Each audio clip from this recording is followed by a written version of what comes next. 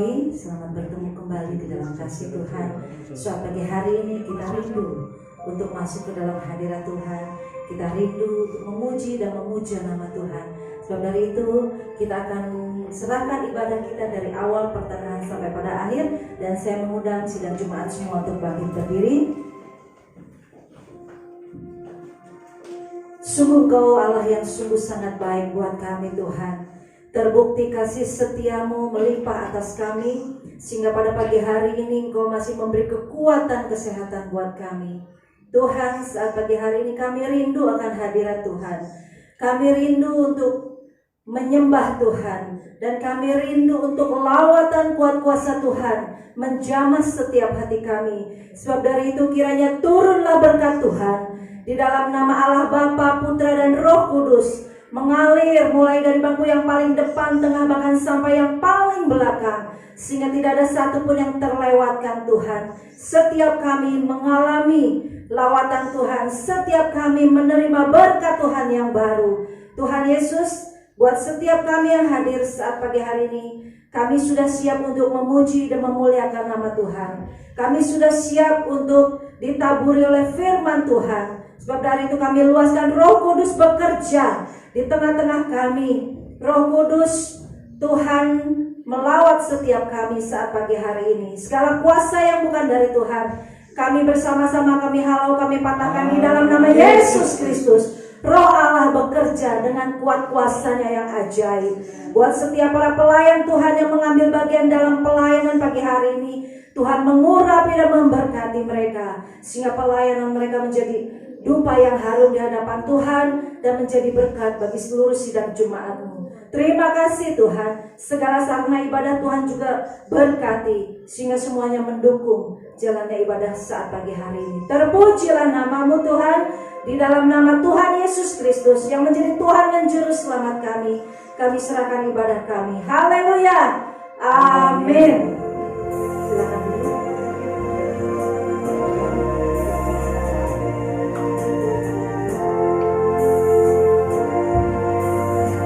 Shalom Bapak Ibu. Puji Tuhan, pada pagi hari ini kita masih diberikan kesehatan, masih diberikan anugerah Tuhan untuk bisa hadir di rumah Tuhan, dan kita bisa menyembah, memuji nama Tuhan dan meninggikan nama-Nya. Mari kita agungkan Dia. Kita mau beri kemuliaan sebab hanya Tuhan kita adalah sebab Tuhan yang maha besar. Ku beri kemuliaan dan hormat. Ku beri kemuliaan dan hormat. Ku angkat suara pujian, ku agungkan nama-Mu. Ku beri kemuliaan dan hormat. Ku angkat suara pujian, ku agungkan nama-Mu. Sebab Kau besar, perbuatan-Mu ajaib, tiada seperti Engkau, tiada seperti Engkau. Sebab Kau besar, perbuatan-Mu ajaib, tiada seperti Engkau, tiada seperti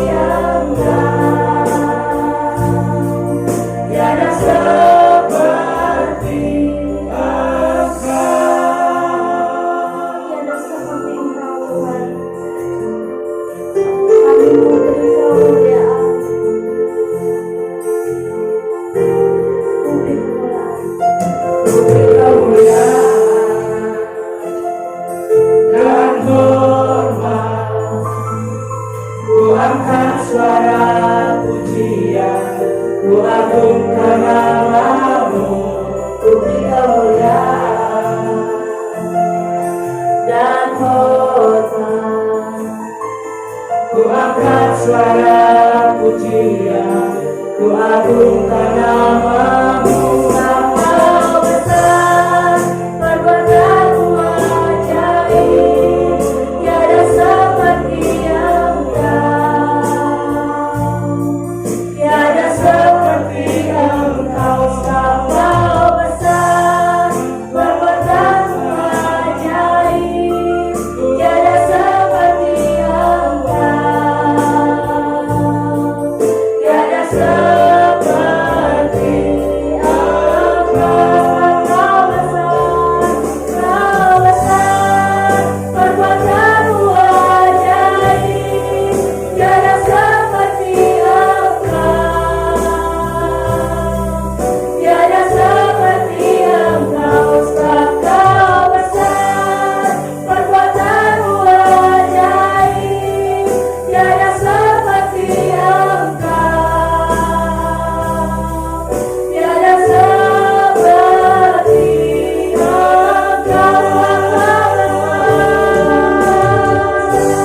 perbuatanmu ajaib, tiada seperti Engkau, tiada seperti Engkau. Engkau besar, perbuatanmu ajaib, tiada seperti Engkau, tiada seperti katakan Engkau besar, perbuatanmu ajaib, tiada seperti Engkau, tiada seperti Engkau. Engkau besar, perbuatanmu ajaib, tiada seperti Engkau, tiada seperti Engkau, tiada seperti Engkau,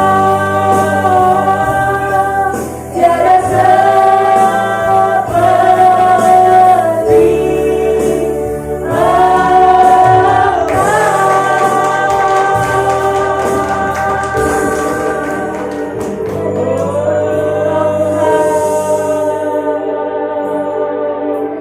hanya Engkau yang layak dilakukan, hanya Engkau yang layak dimuliakan, yang layak disembah. Saat tiada seperti-Mu Tuhan, layak terima pujian, sembah dan hormat kami Tuhan, hanya kepadamu. Terima kasih Tuhan buat setiap anugerah-Mu. Terima kasih Tuhan, beri hanya kami kemuliaan nama-Mu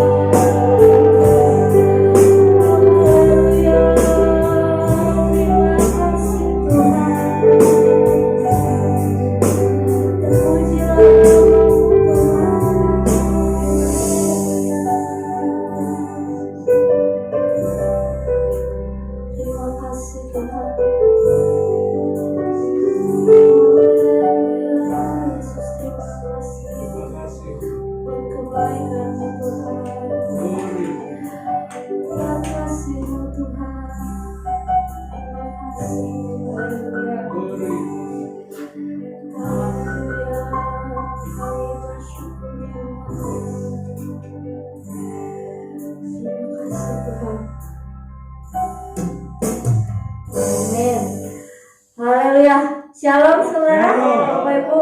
Sekali lagi deh shalom. Shalom. Saya percaya hari ini kita bersuka cita karena setelah sepanjang minggu kita beraktivitas, kita boleh kembali ke rumah Tuhan, kita mau memuji Tuhan. Mari saya undang Bapak Ibu bangkit berdiri. Kita mau katakan sungguh nyata kasih-Mu di sepanjang hidupku, seindah pelangi secara mentari, seindahnya pelangi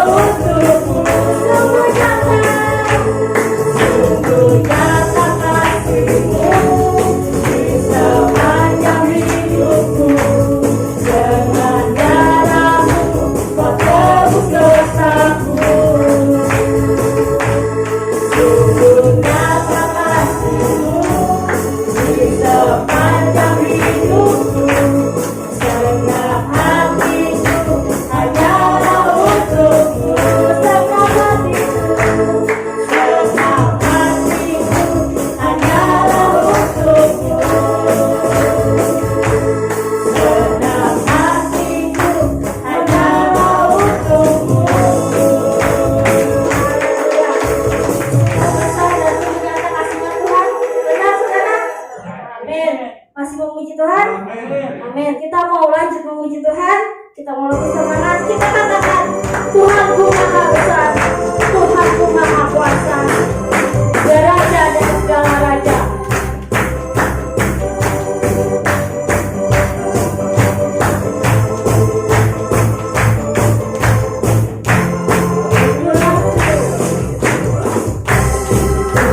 Tuhanku maha besar, Tuhanku maha kuasa, Raja segala raja. Nyatakan tergoyahkan, Nyatakan tergoyahkan, nyatakan terkalahkan, Dia hidup dan berkuasa. Serukan namanya, Yesus Tuhan Raja, segala kuasa menunduk dalam namanya. Yang luar biasa, perkasa mulia, Yesus kembali atas segala nama. Tuhanku maha besar, Tuhanku maha besar, Tuhanku maha kuasa, Raja segala raja. Nyatakan tergoyahkan, nyatakan terkalahkan, Dia hidup dan berkuasa. Serukan namanya, serukan namanya, Yesus Tuhan Raja, segala kuasa menunduk dalam namanya. Yang luar biasa, perkasa mulia, Yesus kembali atas segala nama. Ada lagi ya saudara, katakan Tuhanku maha besar, Dia yang berkuasa segala raja. Mari kita tinggikan Dia. Tuhanku maha besar, Tuhanku maha kuasa, Raja segala raja. Nyatakan tergoyahkan, nyatakan terkalahkan, Dia hidup dan berkuasa. Serukan namanya, Yesus Tuhan Raja, segala kuasa menunduk dalam namanya. Yang luar biasa, perkasa mulia, Yesus kembali atas segala nama. Serukan namanya, Yesus Tuhan Raja, segala kuasa menunduk dalam namanya. Yang luar biasa, perkasa mulia, Yesus kembali atas segala nama.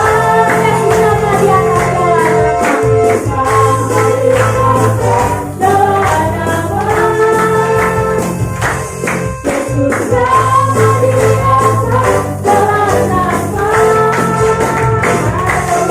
Yesus kembali atas segala nama. Yesus ada segala nama. Amin. Silakan duduk Bapak Ibu. Tiba saatnya kita akan memberikan persembahan pertama yang terbaik bagi Tuhan. Namun sebelumnya, mari kita doakan terlebih dahulu agar persembahan kita menjadi persembahan yang harum bagi Tuhan. Terima kasih Tuhan untuk setiap berkat yang Tuhan sudah limpahkan dalam kehidupan kami, sehingga kami boleh memberikan yang terbaik bagi Tuhan pada pagi hari ini. Kiranya Tuhan berkati apa yang setiap kami berikan dengan hati yang sungguh, kiranya dapat menjadi pertolongan untuk pekerjaan Tuhan, memajukan pekerjaan Tuhan, dan hingga memuliakan nama Tuhan.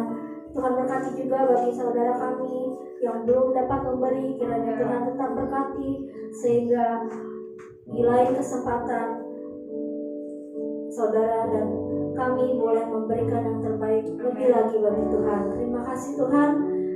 Kami serahkan persembahan kami hanya ke dalam tangan-Mu. Di dalam nama Tuhan Yesus kami berdoa dan mengucap syukur. Haleluya. Amin. Sambil kita mempersiapkan persembahan, kita angkat lagu yang mengatakan, Ku beri yang terbaik bagimu Tuhan. Kepada yang bertugas saya persilakan untuk melayani. Bagimu ku relakan segalanya, yang terbaik bagimu, senang hatiku dan senang jiwaku, ku beri yang terbaik. Ku beri yang terbaik bagimu, ku relakan segalanya, yang terbaik bagimu, senang hatiku dan senang jiwaku. Sekali lagi, ku beri yang terbaik bagimu Tuhan. Ku beri yang terbaik bagimu, ku relakan segalanya, yang terbaik bagimu, senang hatiku dan senang jiwaku,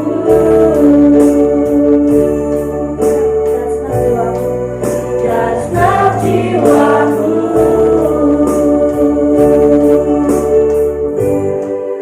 dan senang jiwaku.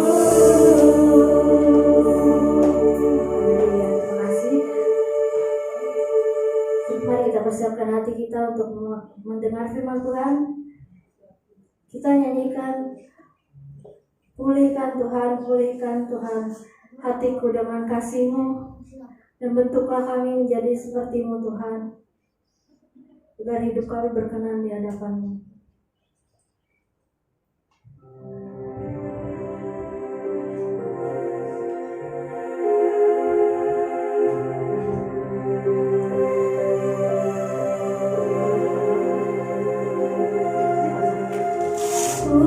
Pulihkan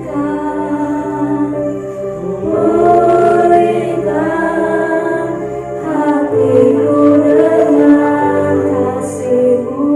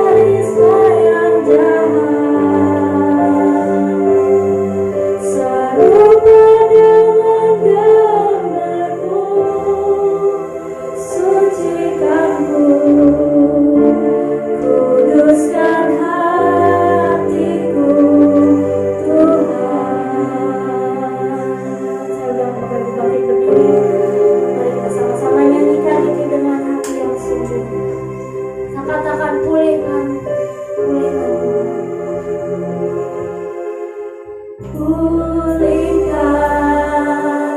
pulihkan hatiku dengan kasih-Mu. Bentuklah, bentuklah hatiku jadi seperti-Mu. Kekudusan-Mu memenuhiku. Tuhan, ini rinduku ke hatiku. Ubah hatiku seperti hati-Mu. Kudus berkenan bagi-Mu. Bagaikan emas yang murni, bentuk hatiku selalu. Biar ku menjadi ciptaan baru, bebas dari sayap jahat. Serupa dengan gambar-Mu, sucikan ku, kuduskan hatiku, Tuhan.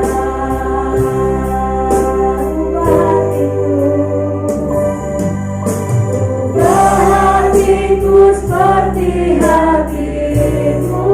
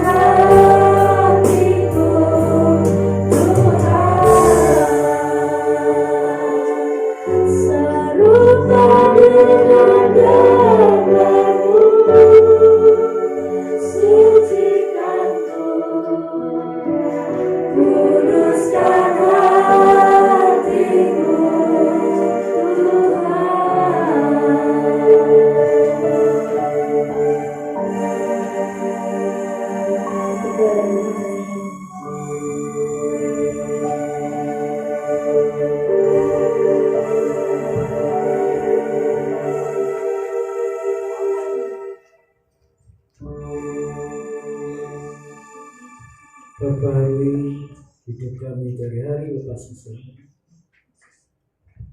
Seperti apa yang Tuhan mau. Karena kami mau diubahkan Tuhan setiap saat. Biarlah puji-pujian yang sudah kami naikkan membawa hati kami semakin dekat dengan Tuhan.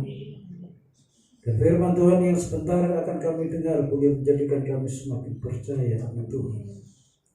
Berfirmanlah Tuhan, kami siap mendengar. Dalam nama Tuhan Yesus Kristus kami berdoa. Amin. Silakan duduk Bapak Ibu. Shalom. Di tengah-tengah kita ada Bapak yang baru hadir, yaitu Bapak Yustinur ya. Selamat datang Pak. Dari jauh saudaraku. Mungkin sampainya sudah belum hilang, tapi kiranya Tuhan memberikan kebenaran buat Bapak, juga buat Tante yang ada di pojok ya. Kita sering ketemu tapi hanya lewat saja ya. Selamat datang dan memberkati. Jika nggak keberatan, si kecil bisa naik ke atas setelah minggu. Belum mau ya? Baik. Dulu setelah minggu di atas, tapi karena sedikit kerasa di bawah, jadi pindah ke sebelah. Agak jauh tapi mepet ke rumah. Sama satu area gereja. Tuhan memberkati kita semua. Bapak Ibu yang saya kasih, hari ini saya akan bicara mengenai segala sesuatu ada harganya. Ini bukan saja falsafah dunia, segala sesuatu itu ada harganya. Artinya nggak ada yang gratis, ya, nggak ada yang gratis. Tapi saya akan jelaskan bagaimana falsafah ini sudah merasuk ke semua lini. Apakah ini kita setuju 100% atau tidak? Nanti kita lihat satu persatu. Saya akan mulai dengan falsafah yang lain, yaitu semakin tinggi sebuah pohon, semakin terasa guncangannya ketika angin mengguncang. Semakin tinggi sebuah pohon, semakin kencang angin menerpanya. Semakin tinggi posisi kita, semakin besar godaan yang akan datang kepada kita. Kalau kita di bawah nggak terasa, jatuh pun nggak terlalu terasa. Tapi kalau kita sudah ada di posisi yang atas tinggi, itu cobaan ada di sekitar kita dari berbagai macam sektor. Jadi kita harus siap-siap. Saudara pengen ada di bawah terus agar nggak kerasa guncangannya, atau saudara berani di atas. Tapi resikonya kalau saudara ada di atas, angin semakin kencang mengguncang saudara. Pilihan ada di tangan saudara dan saya. Ya, kalau saudara ingin aman-aman saja, ya di bawah saja, nggak apa-apa. Kita ini pohon yang ditanam tidak sebagai pohon tanaman hias. Kalau pohon tanaman hias itu ditanam di rumah, di pekarangan, dan itu tidak ada angin yang menerpa, saudara. Aman-aman saja. Tapi Tuhan menaruh kita sebagai pohon yang ditanam seperti di padang gurun. Dan angin begitu kencang menghantam pohon itu. Pertanyaannya, apakah Tuhan salah menempatkan kita seperti pohon di padang gurun? Ya, baik. Saudaraku,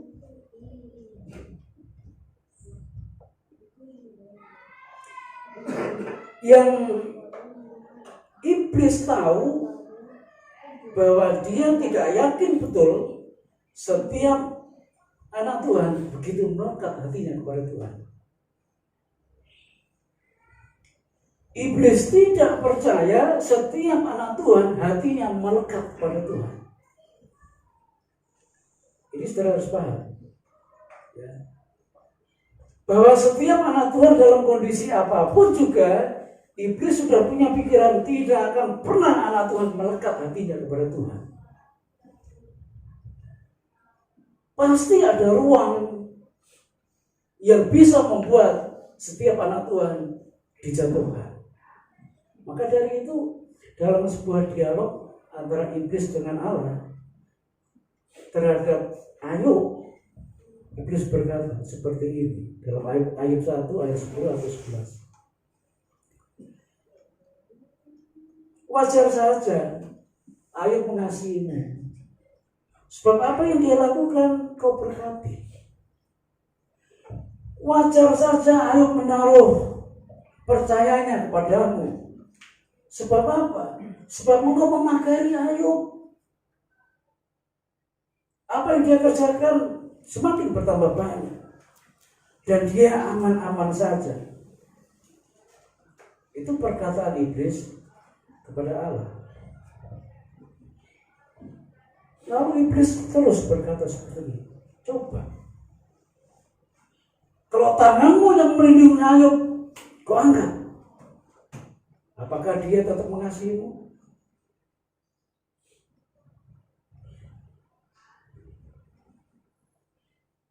Dalam pikiran iblis gak mungkin Ayub melekat betul pada Tuhan. Termasuk dalam pikiran iblis, saudara dan saya tidak akan melekat hatinya kepada Tuhan.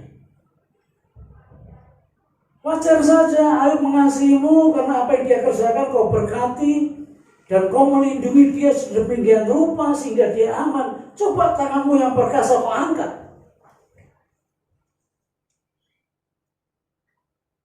Lalu Allah berkata, baik.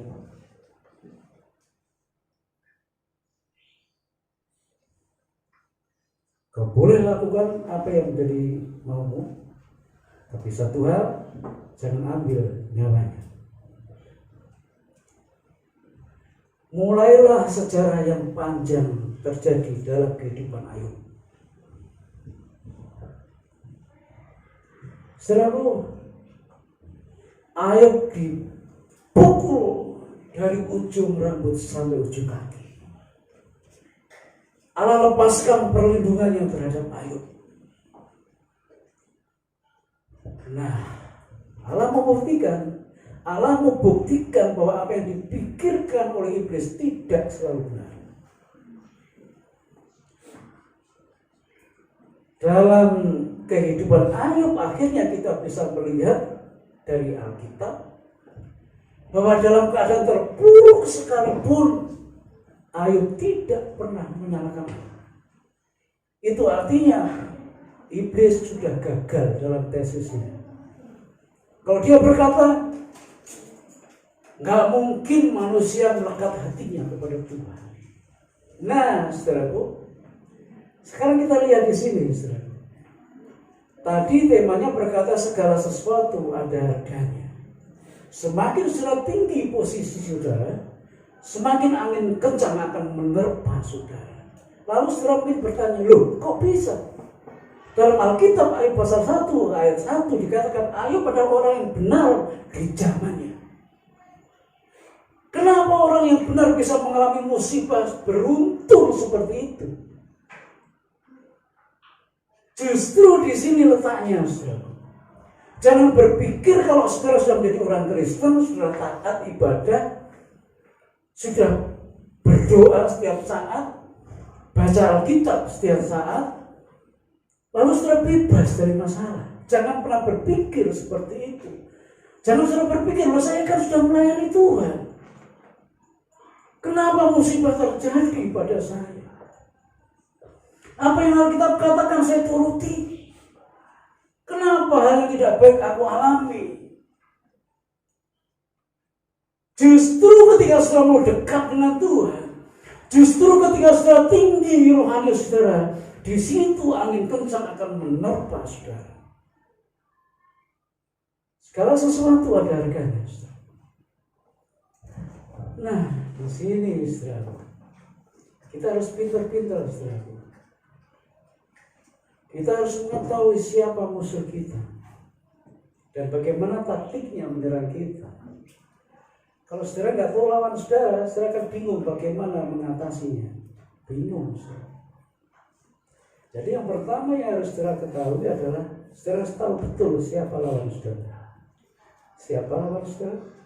Yang jelas lawan saudara bukan tetangga saudara, amin.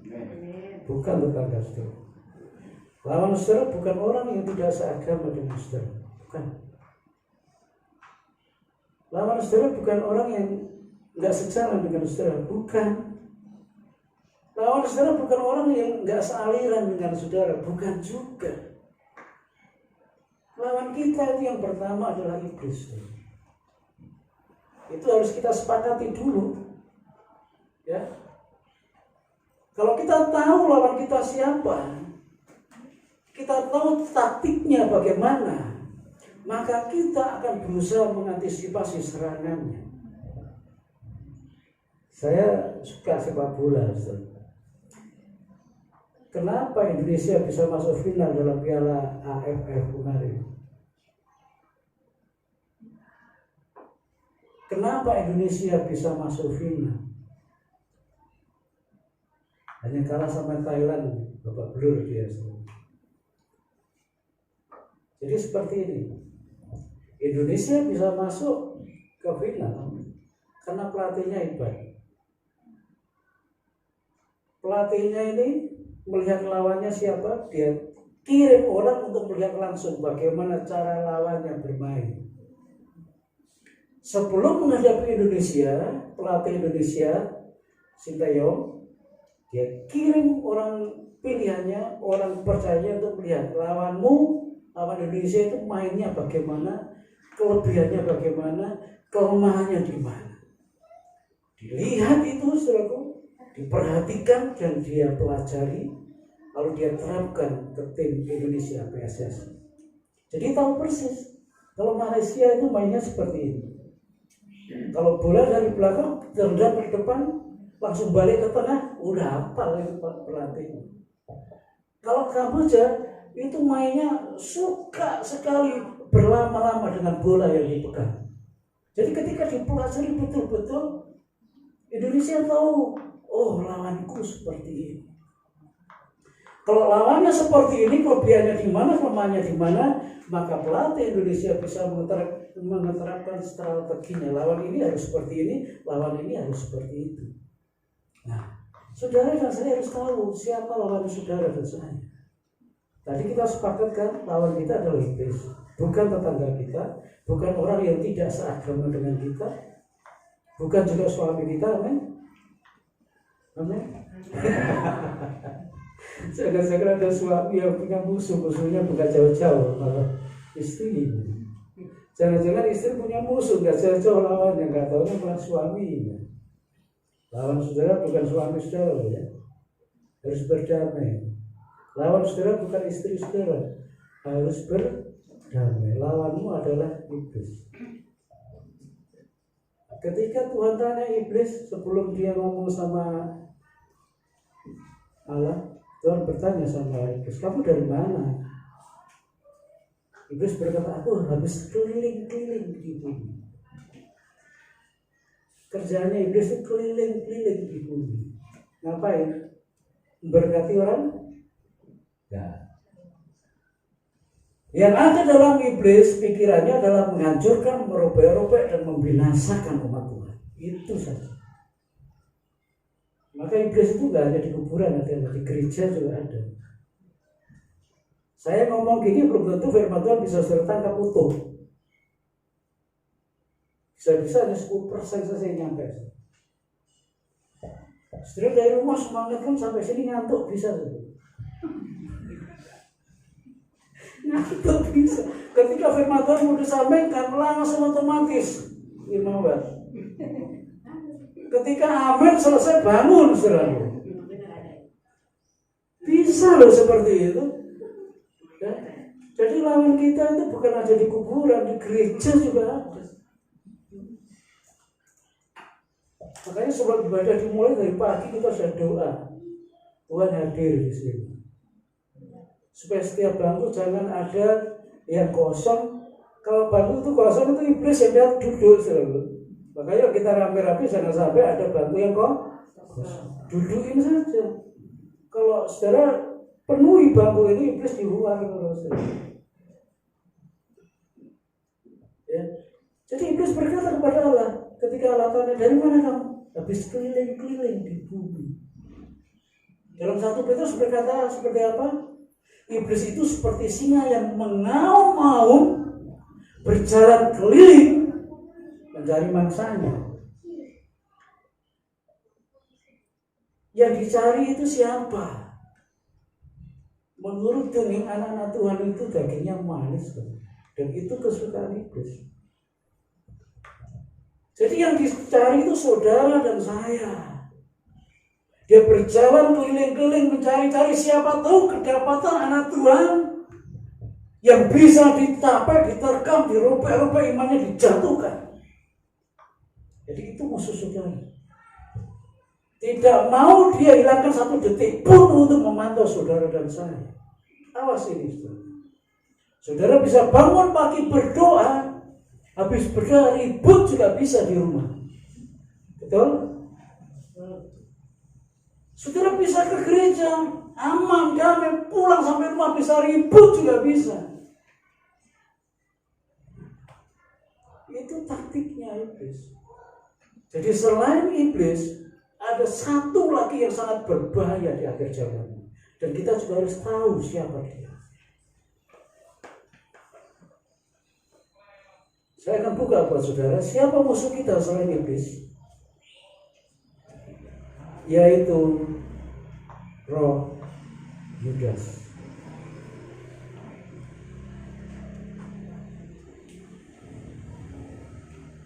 Roh Yudas. Kenapa saya bilang roh Yudas? Yudasnya sudah meninggal, tapi rohnya, sifat-sifatnya masih ada sampai sekarang.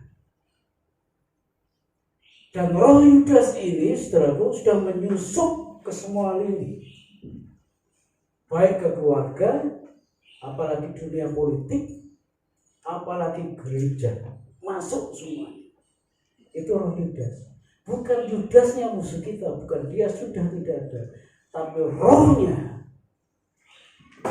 Itu yang bekerja sampai detik ini dan sangat berbahaya sekali. Mari kita kenali musuh kita yang satu ini.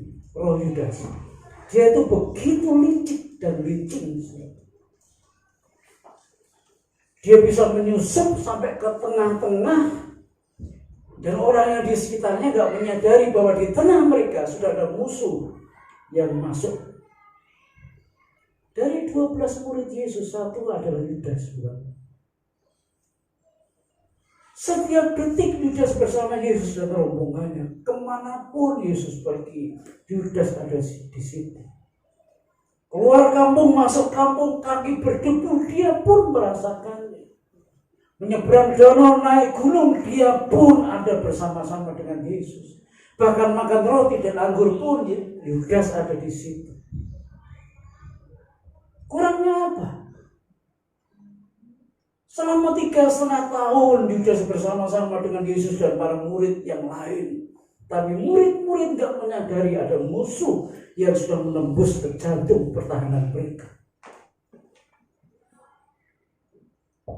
Sampai akhirnya kita tahu Yudas berkhianat. Beberapa tahun yang lalu saya ditanya redaktor majalah Rohani, kalau Pak Anies hidup di zaman Yesus hidup, melihat Yudas seperti itu, apa yang Pak Anies lakukan? Saya jawab, kalau saya hidup di Yesus hidup, melihat Yudas seperti saya akan kejar, saya akan cekek. Gemes saya, saudara. Betul, saya jawab seperti itu. Dan keluarnya di majalah Rohani juga sama. Bagaimana bisa dia 3,5 tahun bersama-sama dengan saya, rombongan Yesus, makan bersama, minum bersama, tidur bersama, susah bersama, tapi tahu-tahu menikung, menggunting di tengah jalan. Gak ada yang menyadari, itulah roh Yudas, saudara. Dan jangan sampai ini masuk ke rumah tangga saudara. Kita anggap gak ada apa-apa, ternyata roh Yudas sudah ada di dalam rumah tangga saudara. Kesimpulannya roh Yudas itu apa? Seperti ini, saudara. Apa yang bisa aku lakukan dan apa yang bisa kau berikan padaku? Itu kesimpulannya. Apa yang bisa aku lakukan padamu dan berapa atau apa yang bisa kau berikan kepadaku? Itu yang roh Yudas. Ketika saya baca ayat ini, betapa berbahayanya kalau roh ini masuk dalam rumah tangga kita. Kamu minta apa? Akan aku usahakan dan aku terima apa? Jika cocok, nggak ada kata haram lagi. Yang ada adalah halal. Kamu minta apa? Aku dapat apa? Ketika ini deal cocok, kebenaran itu bisa runtuh. Kasih juga bisa patah. Ketika ini masuk ke rumah tangga, apa yang terjadi? Kamu minta apa aku kasih, asal kamu juga beri padaku apa yang aku perlu.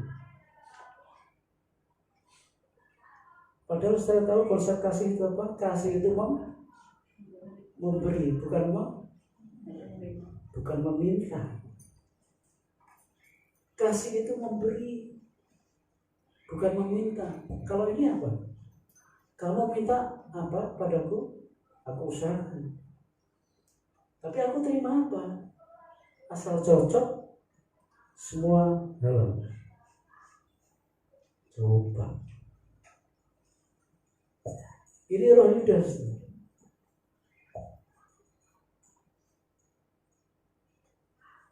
Jadi sekalipun aku harus menggadaikan imanku, asal aku dapat sesuai dengan keinginanku, enggak masalah. Itu roh Yudas. Berani jual Yesus, berani tinggalkan Yesus, asal apa yang dia mau dia dapat. Berapa banyak orang-orang seperti ini di luar.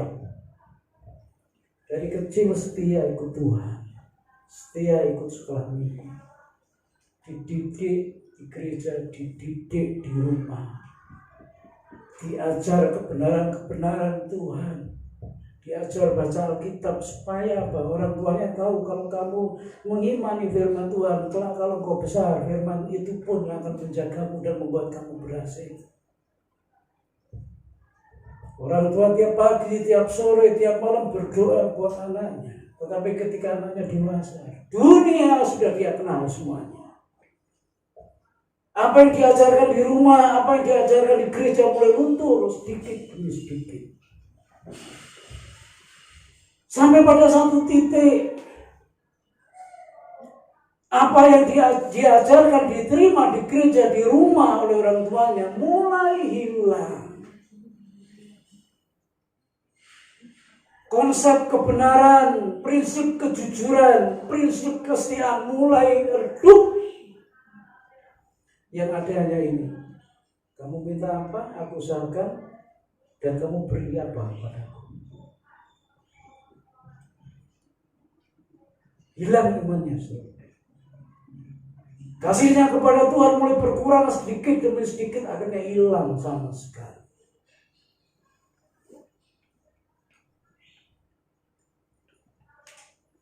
Para suami istri, setiap kali menikah saya kasih konsep tentang janji nikah.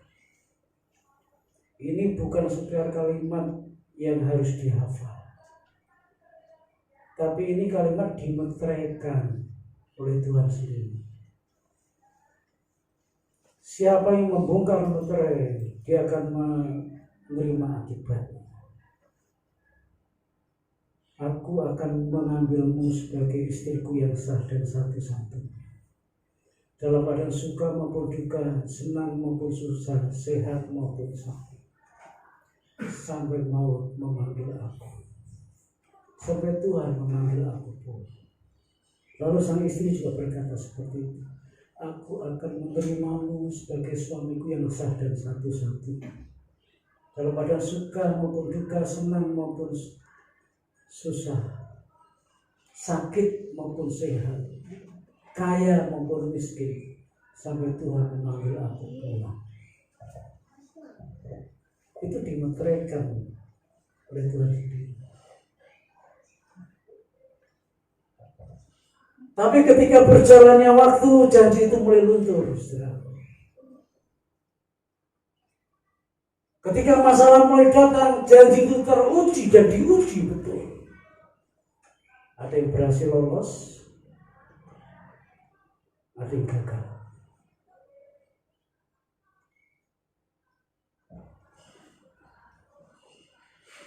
Semakin tinggi sebuah pohon, semakin kencang angin menerpa. Kasih itu memberi, bukan meminta, apalagi menuntut. Dan Yudas, aku bisa beri, tapi aku dapat apa? Kalau ini terjadi di keluarga, bahaya. Tiba-tiba istrimu berkata, aku bisa kasih, tapi aku dapat apa? Tiba-tiba suami berkata, aku bisa beri, tapi aku dapat apa? Coba. Beberapa tahun yang lalu ada pendeta datang ke saya bersama istrinya. Dia berkata seperti ini, Pak Nis, saya punya donatur, orang kaya, orang kuat, dia mau dirikan gereja di Bogor. Pak Nis bantu saya. Pak Nis 20%, saya 30%, donaturnya 50%. Kayak dagang cabai. Ini pekerjaan Tuhan. Seperti itu. Pak Nis 20%, saya 30%, donaturnya 50%. Saya bersama istri, saya bilang, enggak. Cara saya enggak seperti itu. Saya bisa beri, saya dapat apa? Enggak ada di otak saya seperti itu.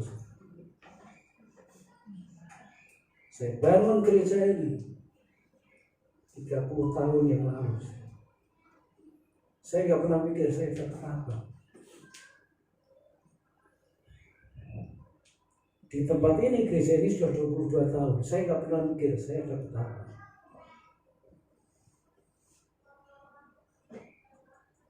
Puji Tuhan, gereja ini dibangun dengan dasar yang benar. Sehingga semua jemaat dan pelayan Tuhan tak pernah berpikir seperti ini. Amin.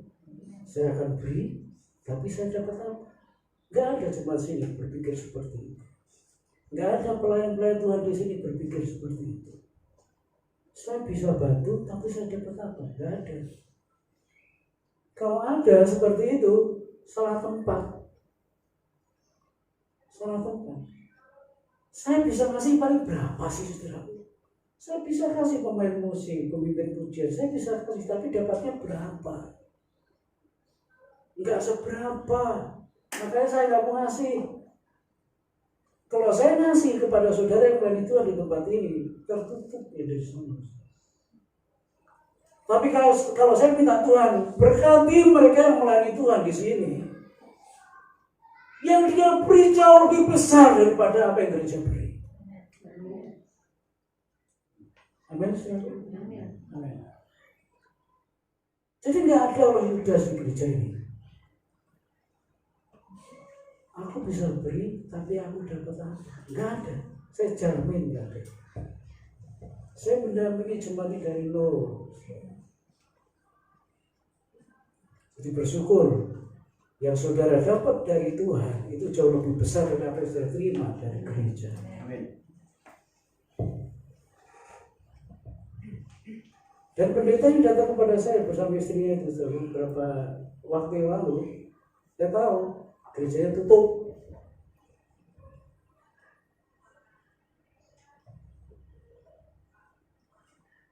Gerejanya tutup. Kurangnya apa? Donaturnya orang kuat, orang Jakarta, kaya raya, hanya sewa ruko, habis ibadah buat kasih makan saja, pasti banyak yang datang. Paling tinggal main musik aja.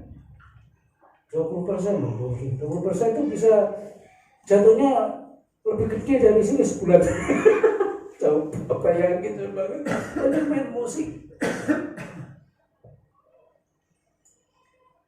Coba. Kalau saya hitung itu kan hanya main musik 20% itu jauh lebih gede dari di sini.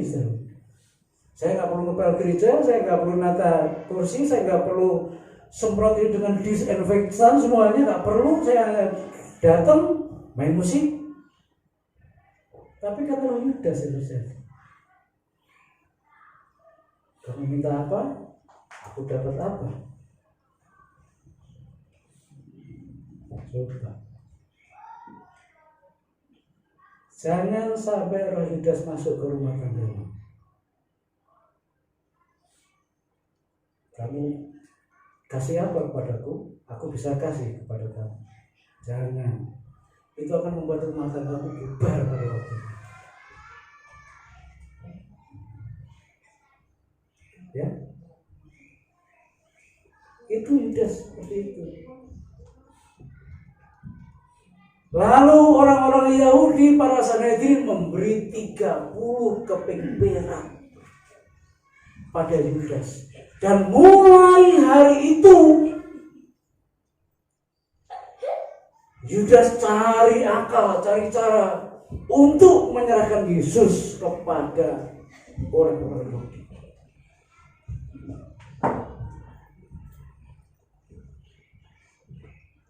Jadi dealnya apa, Yudas? Aku akan berikan Yesus. Tapi aku dapat apa? 30 keping perak.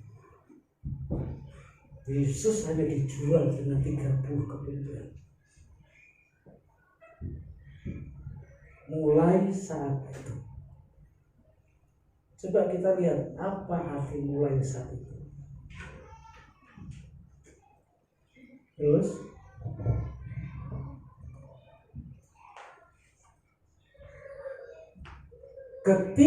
mulai saat itu, apa artinya? Mulai saat itu ketika harga cocok semua menjadi halal. Apa yang kamu berikan padaku? Ketika harga cocok semua menjadi halal. Ketika harga cocok semua jalan. Mulai hari itu ketika harganya cocok, Yudas berusaha mencari kesempatan untuk menyerahkan Yesus kepada orang-orang Yahudi. Saudaraku, jangan gadaikan imanmu hanya dengan diganti hal-hal yang menurutmu itu menyenangkan. Dan iblis itu tahu persis bagaimana menyerang setiap saudara dan saudara. Dia bisa lakukan lewat orang-orang yang dekat dengan saudara. Saya nggak ngajar saudara curiga sama orang dekat saudara. Suami curiga ke istri, istri curiga ke suami, orang tua curiga ke anak, anak curiga ke orang tua, jemaat curiga ke semua jemaat. Bukan itu. Tapi ini strategi iblis. Biasanya orang dekat itu sulit untuk ditolak. Jadi ini saudara harus tahu persis, bukan untuk mencurigai orang yang paling dekat dengan saudara, tapi orang yang dekat dengan saudara itu sulit untuk saudara tolak. Kalau bukan karena Hawa, Adam tidak akan pernah makan buah pengetahuan baik dan jahat. Terus, kalau bukan karena Hawa, Adam bisa singkirkan itu kemauan itu. Coba dong, icipin juga buah ini. Adam bisa tolak. Tapi karena Hawa, orang yang paling dia kasih, orang yang paling dekat dengan dia nggak bisa nolak. Kalau bukan karena Herodias, kepala Yohanes Pembaptis tidak putus. Herodias minta kepada Herodias ngomong seperti ini pada satu ulang tahunnya, kamu minta apa saja, aku akan turuti. Lalu Herodias nari-nari sudah, usahanya kelihatan, nari-nari, linggak-linggak, kayak ular. Sementara Herodes minum-minum sambil mabuk. Lalu Herodes tanya pada Herodias, jadi apa maumu? Karena Herodias sakit hati ditegur oleh Yohanes Pembaptis. Herodias berkata sebagai, potong itu kepala Yohanes Pembaptis. Dan Herodes gak bisa nolak, saudaraku. Sekalipun dia tahu Yohanes Pembaptis itu bukan orang sembarangan, orang benar. Tapi kalau permintaan orang yang paling dekat, dia nggak bisa nolak.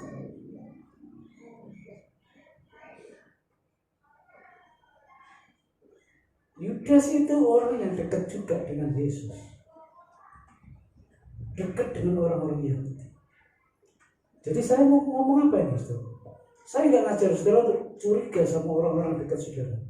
Tapi orang yang dekat dengan saudara harus tahu ini. Jangan merayu untuk pasanganmu, untuk orang dekatmu, untuk melakukan hal yang di luar maunya Tuhan. Tuh. Sebab orang yang dekat dengan saudara akan sulit menolak permintaan.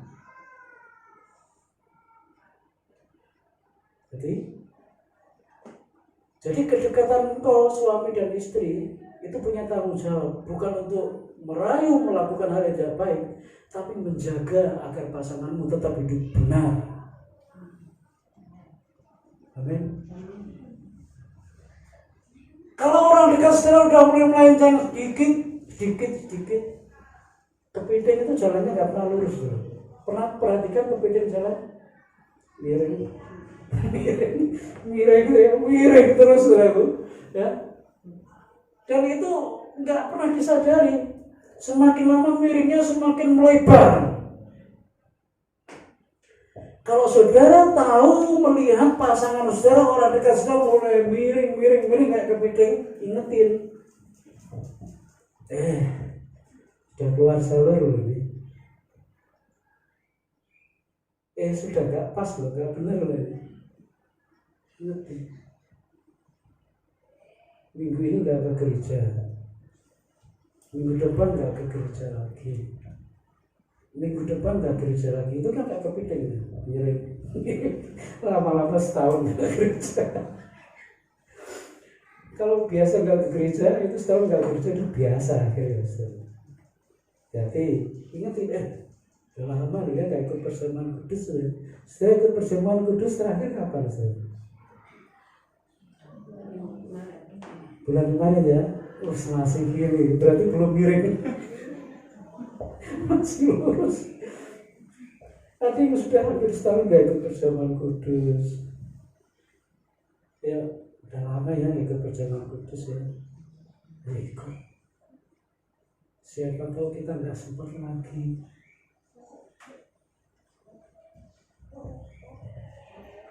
Ya.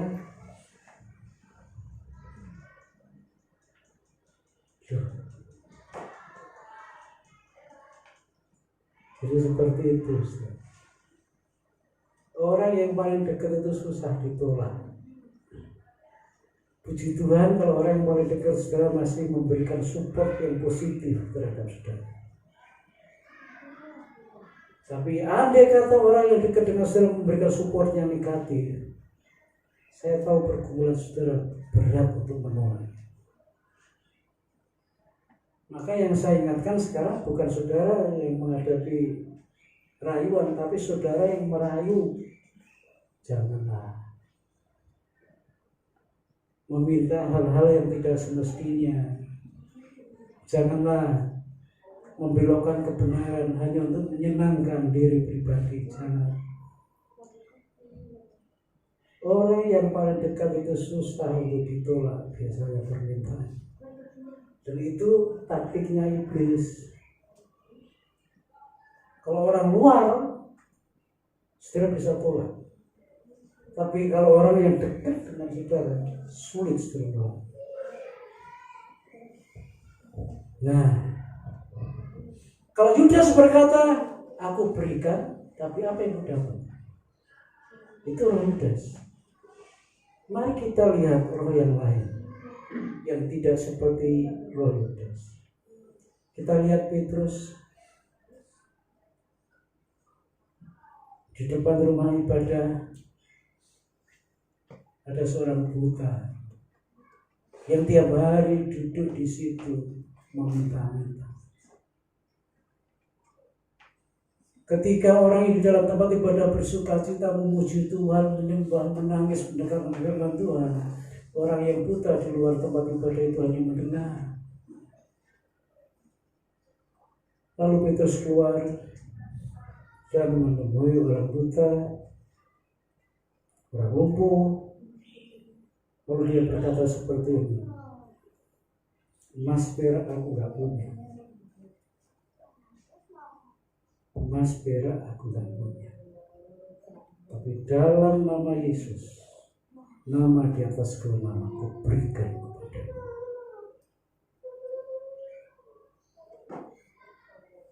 Ini adalah Petrus. Ku berikan kepadamu. Dia gak minta apa-apa. Emas perak aku gak punya, tapi nama Yesus aku punya.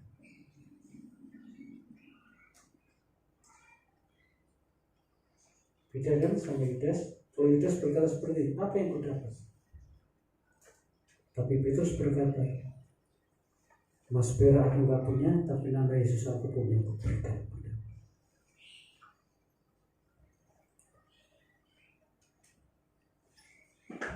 Terhadap janda hamba Tuhan yang terlilit hutang. Mungkin minggu kemarin yang saya khotbahkan, Elisa berkata seperti ini, apa yang ada dalam rumahmu supaya aku bisa berbuat, supaya aku bisa berbuat.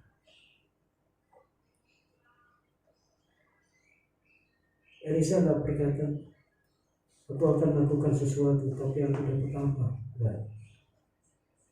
Apa yang ada dalam rumahmu supaya aku bisa berbuat. Lu janda Tuhan berkata, hanya ada minyak yang ada di buli-buli kecil.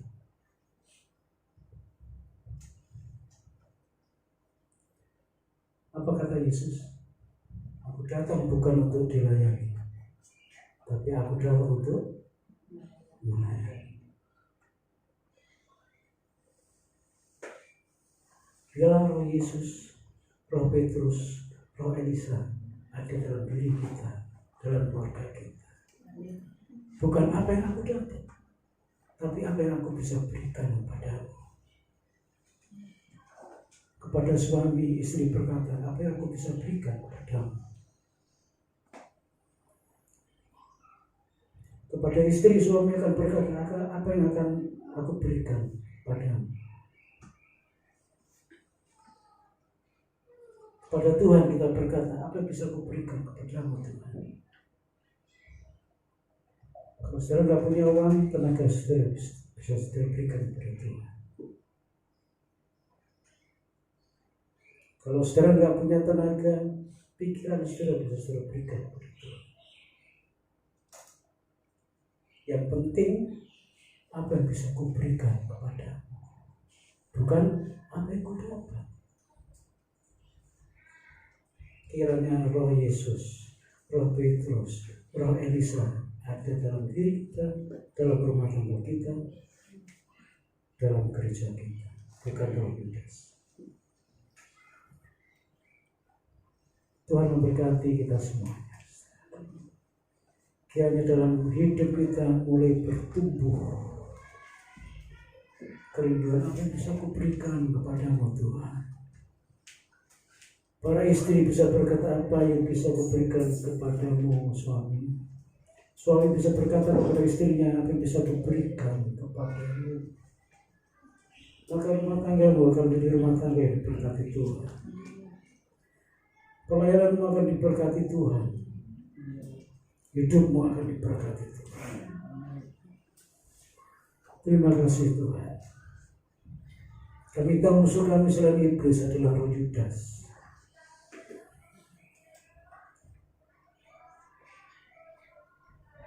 Di mana roh itu berkata, apa yang bisa aku berikan, apa yang bisa aku dapatkan. Biarlah ini dijauhkan dari kami, dari pribadi kami, dari keluarga kami, dari rumah tangga kami.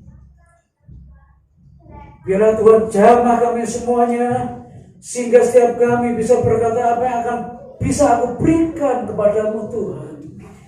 Setiap suami bisa berkata kepada istrinya, apa yang bisa aku berikan kepadamu. Setiap istri bisa berkata kepada suaminya, apa yang bisa aku berikan kepadamu.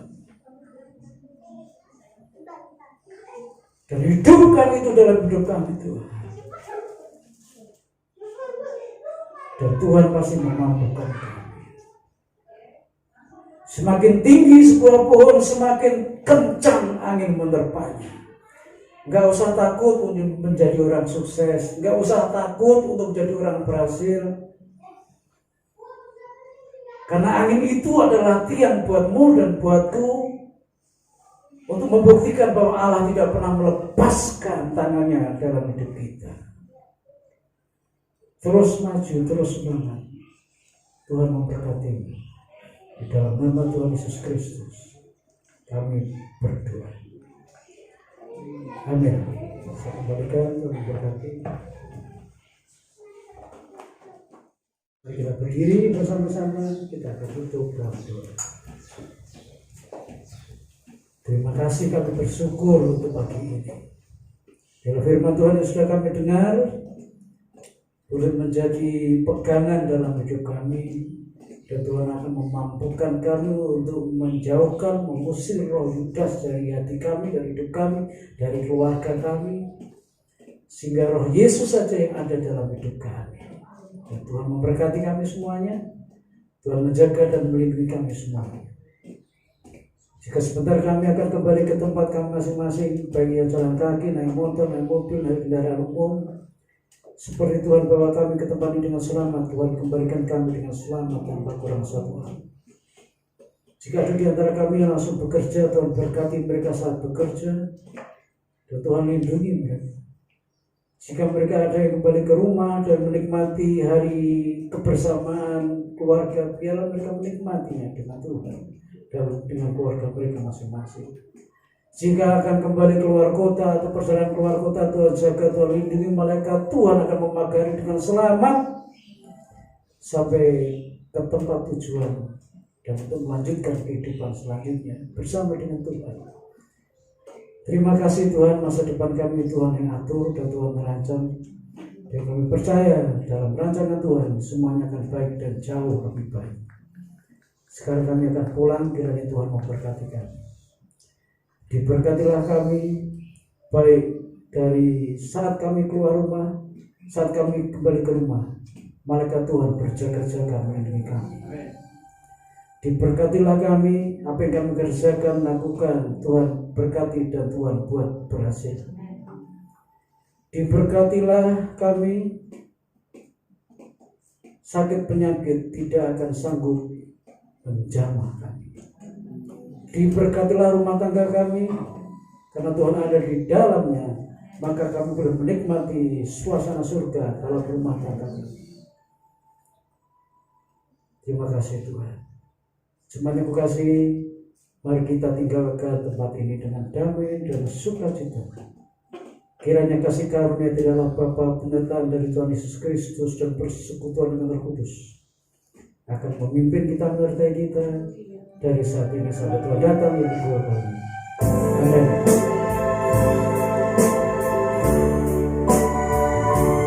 Kami memuji bersama. Mari kita angkat tangan kita. Kami memuji bersama. Engkau ajaib, ajaib Tuhan, ajaib Tuhan. Kami memuji bersama. Kami memuji kebesaran-Mu, ajaib Tuhan,